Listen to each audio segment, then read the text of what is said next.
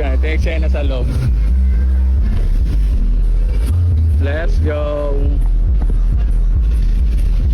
What up? This is Consi GL once again, no? So ano bang meron today? Today is March 4, Grand Finals na ng Imig ng Tomasino, Tale of the Bosses. So yun lang, huwag natin palampasin to. So yun yung event na meron tayo later. Ang program will be starting 7 PM. So ayan, makikita nyo later yung mga artists na nakapasok sa elimination round. Ayan sila. So talagang pang matindihan na to. So let's see what we are expecting later nung setup na nung stage na bongga na nila. Alright, so ayan na,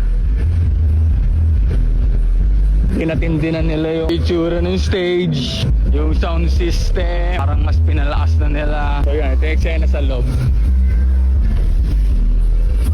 Let's go. Yan guys, so yan, mga kapulisan ng aga. So ayan, pinatindi na. Same pa rin, passable pa rin yung way doon sa gilid. Parang nagdagdag sila ng speaker eh. Yan. So yan, ito pa rin yung way na passable. Kung galing ka ng poblasyon o galing ka ng palengke. Busy mga tao guys. Let's go. Tindahan sa palengke guys, na gusto ko ipakita sa inyo. So close siya dito. Bali papunta ano lang, palabas ng palengke. Mga galing Tanawan, literal na dadaan kayo ng palengke.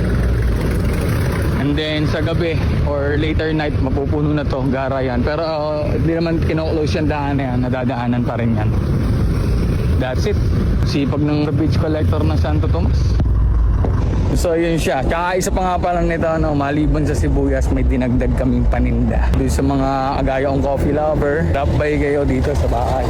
Ito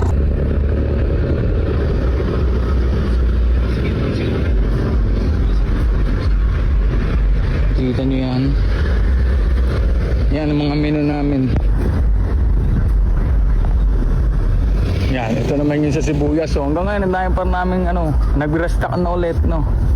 Ayun, 100 lang ilo niyan. Sangaw pa. Ayan yung landmark niya. Napakadali. Likod lang ng stage. Tabi lang ng Forever Life water refilling station. Tsaka Cristiana ice cream stick.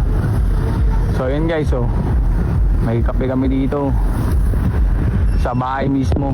Discounted na agad kayo, pumunta lang kayo. So yun lang, no, quick update. Bago kayo manood, magkape muna kayo para gising na gising, baka mabuhay kayo.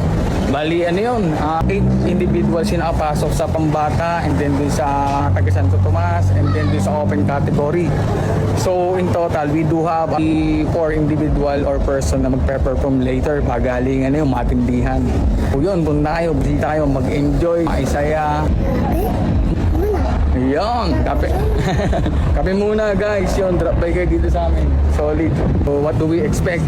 Basta Tomasino, mga talentado yan. Let's go. Bang na lang tayo sa mga updates. Maraming salamat na kayo sa suporta. Really appreciate you sa mga share, nagko-comment sa mga video natin. This concept yan, once again, laging updated. Let's go.